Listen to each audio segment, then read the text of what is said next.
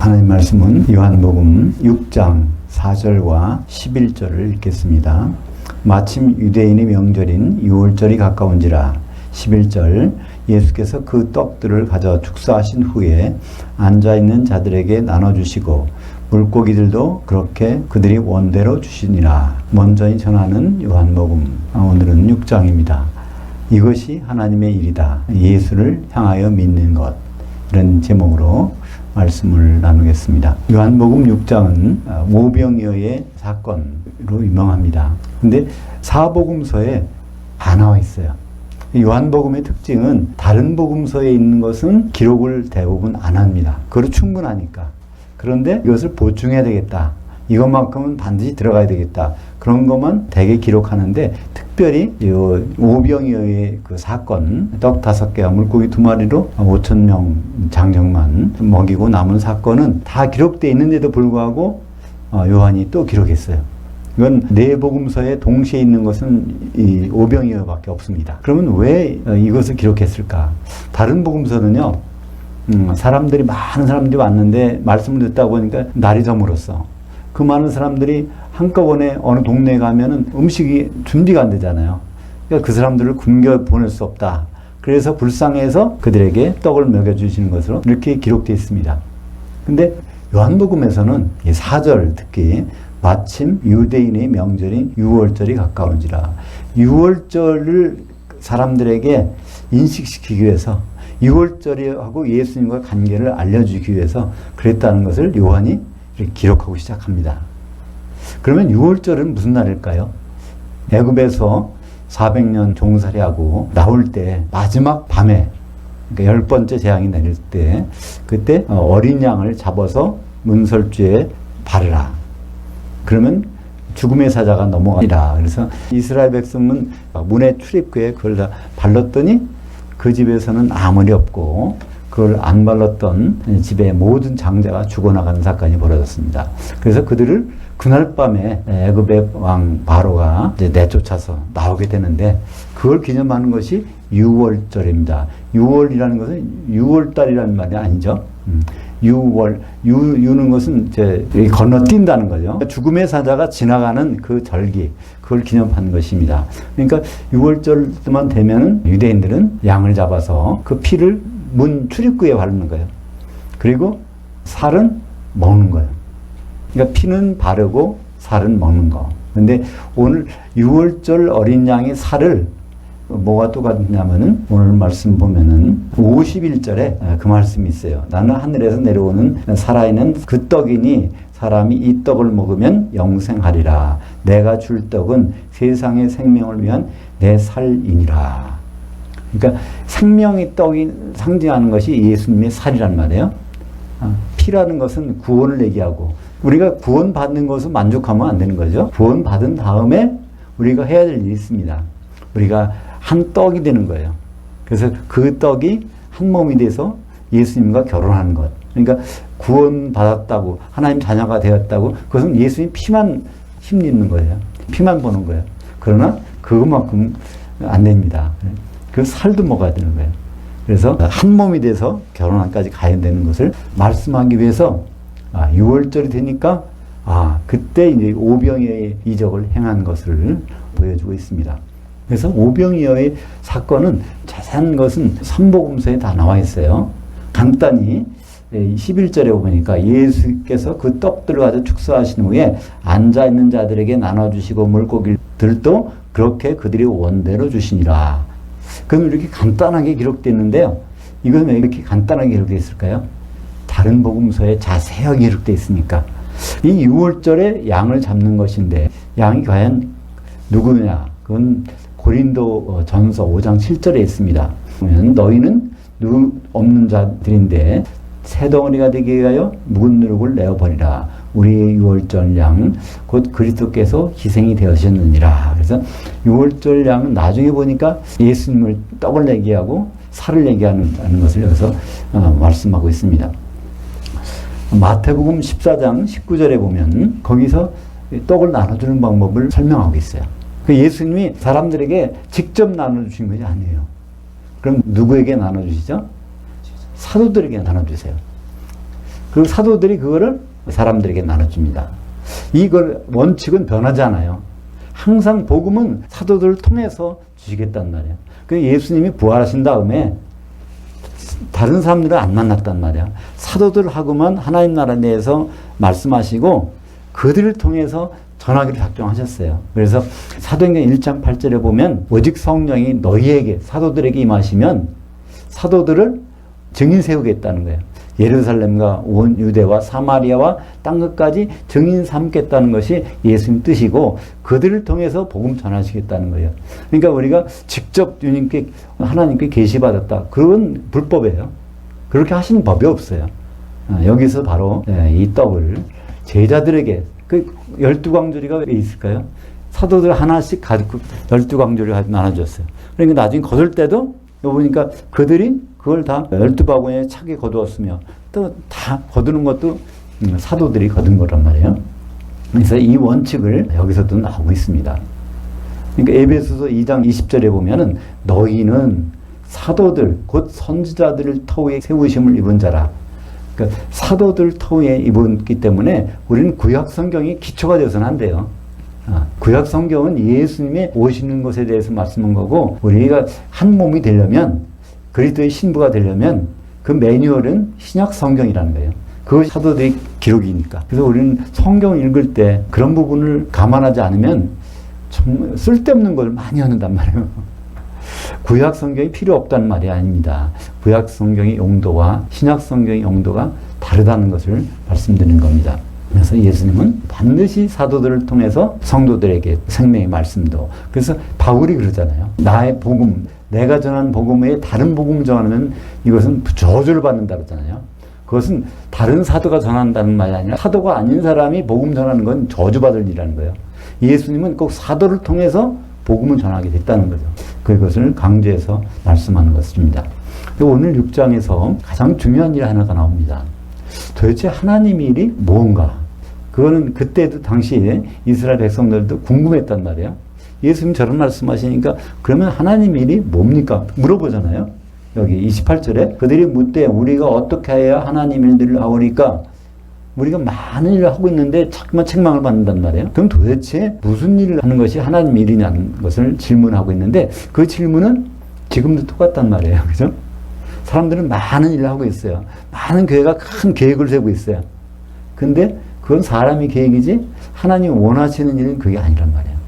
하나님이 원하시는 일은 예수님 직접 말씀하셨잖아요. 29절에 예수께서 대답하여 이르시되 하나님께서 보내신 일을 향하여 믿는 것이 하나님의 일이니라. 이것은 변함이 없어요. 근데 하나님께서 보내신 일을 우리말 번역에 믿는 것이니까 그냥 예수만 믿으면 이게 하나님의 일이라고 생각하니까 싱겁단 말이에요. 너무나 이건 예수 믿는 게 이렇게 쉽다고 생각하는 것은 번역이 잘못됐기 때문입니다. 이건 치명적인 오류예요. 하나님의 일을 아주 소개를 엉망으로 하는 거란 말이에요. 하나님의 일은 예수를 향하여 믿는 것입니다. 오늘 제목처럼 예수를 향하여 이 단어는 에이스라는 단어 이걸 빠진 적이 없어요. 성경에. 성경 원문에는 그 에이스 하나님을 향하여 믿는 것 이것을 빠진 적이 없는데 우리말 성경은 있는 적이 없어. 참 예수를 그냥 믿는 것 예수님의 존재를 믿는 것 사실을 믿는 것 그거하고 향하여 믿는다는 것은 예수님 속에 들어가서 그분의 모든 일정표를 꿰뚫고 거기에 맞춰서 준비하는 것을 얘기하는 건데요. 그럼 전혀 다른 일 아닙니까? 그러면 예수를 향하여 믿는다면 예수님 오세요. 그럼 예수님 뭐라고 오실까? 성경 읽어보면 그분 결혼하러 오시니까 그럼 결혼하러 오실 때 뭘 준비해야지? 그러면 누구하고 결혼하지? 우리가 한 몸 돼야 결혼할 수 있네? 그럼 당장 우리가 해야 될 일이 생각난단 말이에요. 그것을 향하여 믿는 것인데 그 현재 분사예요. 그것을 믿고 있는 것을 믿는다는 것은 설득당하는 거잖아요. 그 일에 항상 설득당해서 그걸 준비하고 있는 것 항상 중간에 끊이지 않고 그것이 예수를 향하여 믿는 것입니다. 그것이 하나님의 일이라고 돼 있어요. 35절에 예수께서 이르시되 나는 생명의 그 떡이니 내게 오는 자는 결코 줄이지 않을 것이요 나를 향하여 믿는 자는 언제든지 목마르지 아니하리라. 여기도 나를 향하여 믿는 자. 그냥 믿는 것이 아니라 향하여 믿는 자예요. 근데 우리는 이 떡을 생각할 때 그냥 떡 하니까 너무 막연한 거예요. 근데 떡이라는 것은 뭐가 전제됩니까? 그 속에 기름이 들어가 있다는 것을 전제하고 우리가 보는 거예요. 그죠? 예수님이 떡인 것은 그게 성령이 예수 충만 상태에서 예수님이 계셨잖아요. 그 예수님 생명이 떡이에요. 우리가 정말 떡이 되려면은 성령 속에서 한 덩어리가 되는 것을 의미합니다. 곡식 가루에다 기름이 섞인 것이에요. 떡은 곡식 가루라는 것은 적재 알곡이 돼야 되는 거예요. 각자가. 근데 그런 다음에 껍질이 벗겨져서 부서져 가지고 다른 성도와 하나가 되는 그런 것을 예수를 믿는 것을 말하는 것이죠. 38절에 보니까 또 하나님의 일도 여기서 나왔어요. 하나님의 뜻이 뭐라는 것도 나왔어. 같이. 하나님의 일이 예수를 향하여 믿는 것이라면 하나님의 뜻은 뭐죠? 그 예수를 향하여 믿는 자들을 영생을 주는 거예요. 그걸 향하여 끝까지 믿는 자들에게 영생을 주는데 여기에 중요한 단어가 나옵니다. 영생은 그 영원한 삶이 아니에요. 한결같이 이것도 번역을 영생은 영원하다는 것으로 했는데 이때 영생은 한 시대라는 거예요. 아이오니오스. 한 번도 이게 예외가 없어요. 영생할 때는 한 시대의 생은 삶을 얘기하죠. 한 시대 동안에 예수님과 같이 사는 걸 얘기해요. 영생이라는 것은. 근데 예수님은 가셨으니까 예수님 오셔서 그 시대 동안에 지금 시대가 끝나고 예수님 오셔서 한 시대 동안에 같이 사는 삶을 그러니까 천년왕국 동안에 같이 사는 거예요. 천년 동안 왕노릇 하는 것을 영생이라고 분명히 한단 말이죠. 근데 이것도 막연히 영원하다고 번역해서 이게 언제 오는 건지 지금도 있는 건지 앞으로 올 건지 그리고 영원히 끝나지 않는 건지 너무나 막연해요. 그냥 한 시대라고 번역해놨으면 분명할 텐데 성경이 처음부터 끝까지 한 번도 한 시대라고 번역한 적이 없어요. 그냥 영원한 그렇게 넣으니까 참 헷갈리게 되는데 여기서 그 단어를 영원한 그거 한 시대라고 생각하면 간단해집니다. 그러니까 하나님의 일은 예수를 향하여 믿는 것이고 하나님의 뜻은 그 예수를 향하여 믿는 사람들에게 천년왕국을 보장해 주는 거예요. 그죠? 그러니까 하나님을 향하여 믿지 않는 사람들은 예수님과 결혼 준비하는 사람들은 결국에 와서는 천년왕국에 들어가지 못하는 거예요. 부활은 하지만 반드시 살리니까 반드시 살리는데 향하여 믿은 사람만 영생을 주고 그렇지 않은 사람들은 영벌이라는 단어가 나옵니다. 마태복음 25장 46절에 그 영벌이라는 게 나와요. 영벌은 어떤 것일까요? 한 시대 동안에 벌 받는 거예요. 지옥 가서. 그러니까 예수 믿다가 천년 왕국에 들어가는 경우, 예수 믿다가 나중에 천년 동안 지옥에서 벌 받는 경우, 이것을 분명히 나타내고 있습니다. 그런데 이것은 언제 일어나는 일인가요?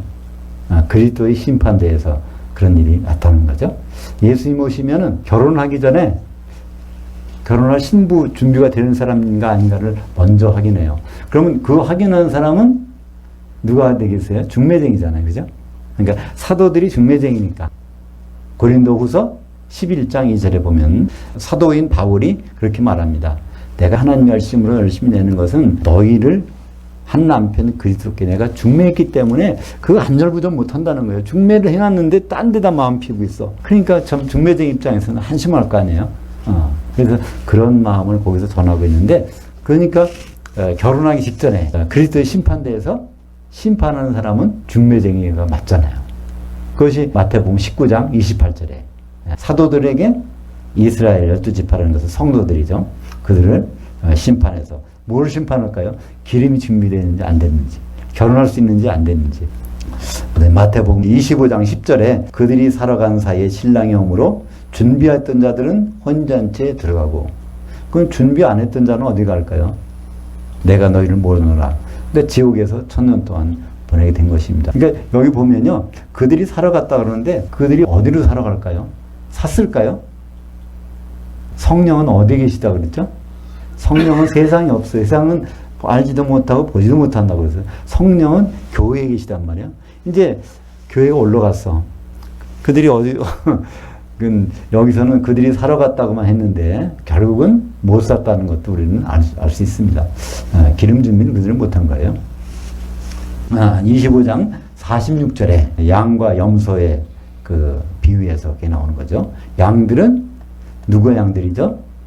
이제 나중에 전체 읽어보면 여기 있는 내 형제들, 예수님의 옆에 그리스도 심판대에서 심판하고 있는 12사도들 중에서 제일 작은 자에게 한 것이 내게 한 것이라고 그러니까 사도들을 존중하고 사도들이 남겨놓은 글을 끝까지 하나도 빠짐없이 읽어본 사람들은 예수님이 그렇게 했다고 해서 그들을 영생에 보낸다는 거예요. 1000년 동안 삶에 예수님과 사는 것. 그런데 염소는 그들을 대우를 안 한 거예요. 사도들이 뭐라고 했는지를 보지도 않은 거예요.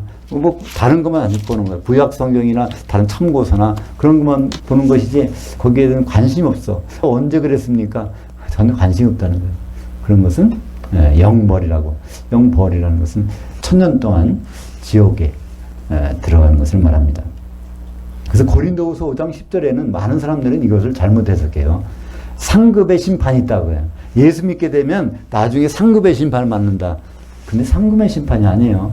볼까요? 고린도후서 5장 10절 이는 우리가 다 반드시 그리스도의 심판 앞에 나타나게 되어 각각 선악간에 그 몸을 통하여 행한 대로 받으려 함이라. 선악간에 선을 행한 것과 악을 행한 것을 구분해서 나눈다는 거예요. 그러니까 선이라고 하는 것은 결혼 준비를 한 것이고 악이라는 것은 결혼과 무관하게 교회 생활하는 사람들을 얘기하고 있죠. 그래서 영생에 대한 설명이 나와 여기에. 그죠? 그 나머지 죽은 자들은 이건 뭘까요? 그리스도 심판대에 갔다가 거기서 바다에 던져져 죽은 자들. 나중에 요한계시록 20장 13절에 보면요. 바다에서 죽은 자들을 내준다고 하니까 그들은 부활했다가 다시 죽어 있었어요. 1000년 동안 바다에서. 그러다 바다가 죽은 자를 내주니까 다시 일어나는 거죠. 그러니까 이런 것은 좋은 부활이 아니에요. 그죠?